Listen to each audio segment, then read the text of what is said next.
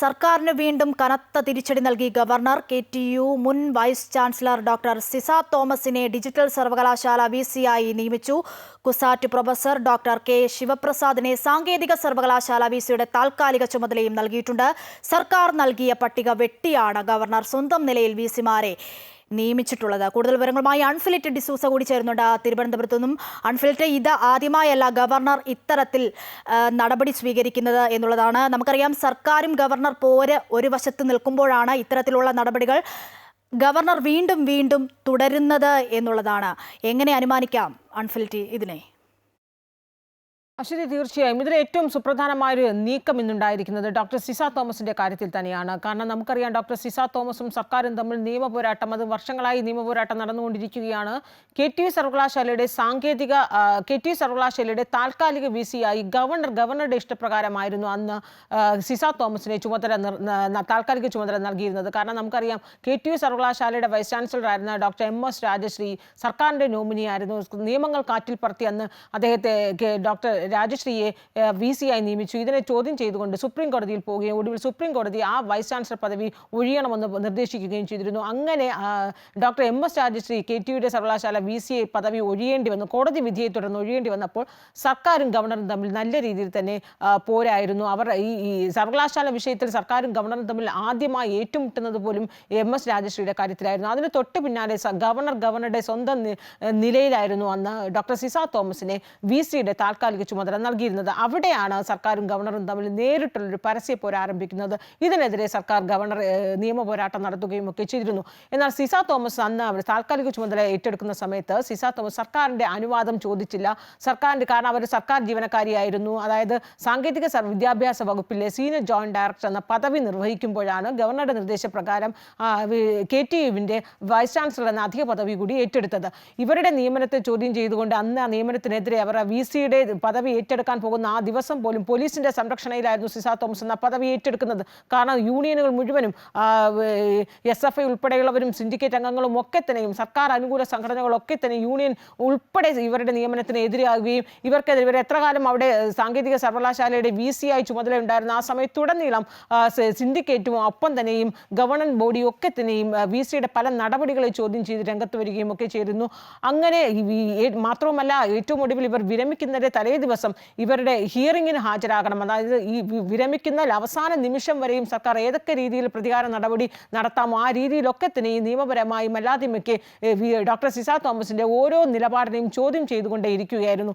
വിരമിക്കുന്നതിന്റെ തലേ ദിവസം, വിരമിക്കുന്നതിന് ഒരു മാസം മുമ്പ് ഈ സിസ തോമസിനെ അവർ ചുമതല നിർവഹിച്ചിരുന്ന, അതായത് സാങ്കേതിക വിദ്യാഭ്യാസ വകുപ്പിന്റെ സീനിയർ ജോയിന്റ് ഡയറക്ടർ പദവിയിൽ നിന്ന് അവരെ മാറ്റി അതിനുശേഷം അവർ ഒരുപക്ഷെ ദൂരെ സ്ഥലത്തേക്ക് ട്രാൻസ്ഫർ അടിക്കാൻ സാധ്യതയുണ്ടെന്ന് മനസ്സിലാക്കി സിസ തോമസ് അഡ്മിനിസ്ട്രേറ്റീവ് ട്രിബ്യൂണലിനെ സമീപിക്കുകയും വീണ്ടും തിരുവനന്തപുരത്തേക്ക് സ്ഥലമാറ്റം വരികയും ചെയ്തു.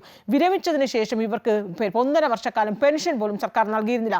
ആ പെൻഷൻ ചോദ്യം ചെയ്തുകൊണ്ട് ഹൈക്കോടതിയെ സമീപിച്ചു. ഹൈക്കോടതി ഇവർക്ക് അനുകൂലമായ ഉത്തരവ് നൽകുന്നു.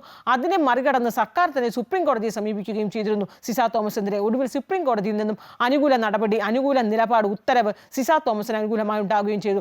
എന്നിട്ടും സർക്കാർ ഇവർക്ക് പെൻഷൻ നൽകാതിരിക്കാനായി ഈ VC-യുടെ അധിക ചുമതല KTU സർവകലാശാല VC ആയിരുന്ന സമയത്ത് ഇവർ മിനിറ്റ്സിൽ ചില തിരുത്തലുകൾ വരുത്തി. ഇവരുടെ പല മിനിറ്റ്സും കാണാനില്ല. അത് രാജ്ഭവനിൽ എത്തിച്ചു. അത് മോഷണക്കുറ്റം ചുമത്തി സിസ തോമസിനെതിരെ വീണ്ടും നിയമ നടപടി സ്വീകരിക്കുകയും ഒക്കെ ചെയ്ത് ഇപ്പോഴും സിസ തോമസ് KTU സർവകലാശാലയുടെ അന്ന് VC-യുടെ ചുമതല ഏറ്റെടുത്തത് നിയമപരമായല്ല എന്ന് കാട്ടി ഇപ്പോഴും സർക്കാരും ഗവർണറും അല്ല സിസ തോമസും തമ്മിൽ നിയമ പോരാട്ടം നടക്കുകയാണ്. ഹൈക്കോടതിയിൽ ഇപ്പോഴും ആ കേസ് നിലനിൽക്കുകയാണ്. അങ്ങനെ എല്ലാ അർത്ഥത്തിലും സർക്കാരിനെതിരെ പോരാടിക്കൊണ്ടിരിക്കുന്ന ഒരു വ്യക്തിയാണ്, നിയമപരമായ പോരാട്ടം നടത്തിക്കൊണ്ടിരിക്കുന്ന ഒരു വ്യക്തിയാണ്, വിരമിച്ച ശേഷവും നടത്തിക്കൊണ്ടിരിക്കുന്ന ഒരു വ്യക്തിയാണ് ഡോക്ടർ സിസ തോമസ്. ആ സിസ തോമസിനെയാണ് ഇപ്പോൾ ഗവർണർ സർക്കാരിന്റെ ലിസ്റ്റ് വെട്ടി ഗവർണർ സ്വന്തം നിലയിൽ ചാൻസലർ എന്ന പദവി വിനിയോഗിച്ചുകൊണ്ട് ഗവർണർ സ്വന്തം നിലയിൽ ഡിജിറ്റൽ സർവകലാശാല VC-ആയി നിയമിച്ചിരിക്കുന്നത്. ഇവിടെ ശ്രദ്ധിക്കേണ്ടത്, ഡിജിറ്റൽ സർവകലാശാലയുടെ VC-യുടെ ചുമതല നിർവഹിച്ചിരുന്നത് ഡോക്ടർ സജി ഗോപിനാഥാണ്. അദ്ദേഹം ഒരു മാസം മുമ്പാണ് വിരമിച്ചത്. ഈ സജി ഗോപിനാഥിന് ഡിജിറ്റൽ സർവകലാശാലയും ഒപ്പം തന്നെ KTU സർവകലാശാലയുടെ അധിക ചുമതലയും ഇദ്ദേഹത്തിനായിരുന്നു. ഈ 2 സർവകലാശാലയുടെ VC ആയിരുന്ന അദ്ദേഹം ഒരു മാസം മുമ്പ് വിരമിച്ച ശേഷം ഈ 2 സർവകലാശാലയിലും KTUവിലും ഡിജിറ്റൽ ഡിജിറ്റൽ സർവകലാശാലയിലും VC എന്ന പദവി ഒഴിഞ്ഞുകിടക്കുകയായിരുന്നു. ആ പദവിയിലാണ് ഇപ്പോൾ ഗവർണർ 2 പേരെ നിയമിച്ചിരിക്കുന്നത്. ഈ 2 പേരിൽ ഇപ്പോൾ ഡിജിറ്റൽ VC ആയി നിയമിച്ചിരിക്കുന്നത് സിസ തോമസിന്റെ നിയമനമാണ് ഏറ്റവും ശ്രദ്ധേയമാകുന്നത്. സിസ തോമസിനെ അവിടെ നിയമിക്കുന്നു. അതായത് ഈ സർക്കാർ നൽകിയ പട്ടിക വെട്ടിയാണ് ഗവർണർ സ്വന്തം നിലയിൽ VC-മാരെ നിയമിച്ചിട്ടുള്ളത് എന്നുള്ളതാണ്. ഇത്തരത്തിൽ നേരത്തെയും കനത്ത പോര് സർക്കാരും ഗവർണറും തുടരുമ്പോൾ ഇനിയുള്ള നീക്കം സർക്കാരിന്റെ എങ്ങനെയായിരിക്കും? അതായത് ഇപ്പോൾ സിസ തോമസിന്റെ നിയമനത്തെ ഉറപ്പാണ് സർക്കാർ സർവ്വശക്തിയും ഉപയോഗിച്ച് നിയമ പോരാട്ടം നടത്തുമെന്ന കാര്യത്തിൽ യാതൊരു സംശയമില്ല. കാരണം ഇതിനോടകം തന്നെ അവർ എല്ലാ അർത്ഥത്തിലും സർക്കാരിൽ നിന്നുള്ള എല്ലാ പ്രതികാര നടപടികളും ഏറ്റുവാങ്ങിക്കൊണ്ടിരിക്കുന്ന ഒരു വ്യക്തിയാണ് ഡോക്ടർ സിസ തോമസ്. മാത്രമല്ല സർക്കാർ ഈ താൽക്കാലിക ചുമതല എന്ന പദവി നിർവഹിക്കുമ്പോൾ സർക്കാരിന്റെ അനുവാദം വാങ്ങണമെന്നിപ്പോൾ ഹൈക്കോടതി പോലും അത് ഈ സിസ തോമസിന്റെ നിയമനത്തെ ചോദ്യം ചെയ്തുകൊണ്ട്, അതായത് KTU VC ആയിരുന്ന ആ നിയമനത്തെ ചോദ്യം ചെയ്തുകൊണ്ട് ഉത്തരവിട്ടിട്ടുണ്ട്.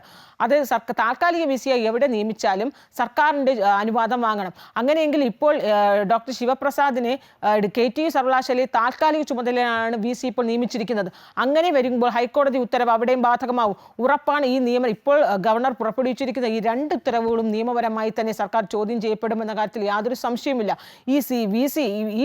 ഈ ഗവർണർ ഇപ്പോൾ സ്വന്തം നിലയിൽ 2 VC-മാരെ നിയമിച്ചിരിക്കുന്നതിന് ഗവർണർക്ക് നൽകിയിരിക്കുന്ന ഒരു പിൻബലം എന്ന് പറയുന്നത്, മുമ്പ് കണ്ണൂർ സർവകലാശാല VC-യുടെ പുനർനിയമനം നടത്തിയ ഡോക്ടർ ഗോപിനാഥ് രവീന്ദ്രന് പുനർനിയമനം നടത്തിയപ്പോൾ അത് റദ്ദു ചെയ്തുകൊണ്ട് ആ നിയമനത്തെ മാറ്റി ക്യാൻസൽ ചെയ്തുകൊണ്ട് അന്ന് സുപ്രീം കോടതിയുടെ നിർണായക ഉത്തരവുണ്ടായിരുന്നു. അന്ന് സുപ്രീം കോടതി പറഞ്ഞത് ഗവർണർക്ക് VC-മാരെ നിയമിക്കുമ്പോൾ സ്വന്തം നിലയിൽ സർക്കാരിന് യാതൊരു വിധത്തിലും VC-മാരെ നിയമിക്കാൻ പറ്റില്ല. ഗവർണർക്കാണ്, ചാൻസലറായ ഗവർണർക്കാണ് അതിൻ്റെ പൂർണ്ണ ഉത്തരവാദിത്വമെന്ന് സുപ്രീം കോടതിയുടെ പ്രധാന ഉത്തരവെന്നുണ്ടായിരുന്നു.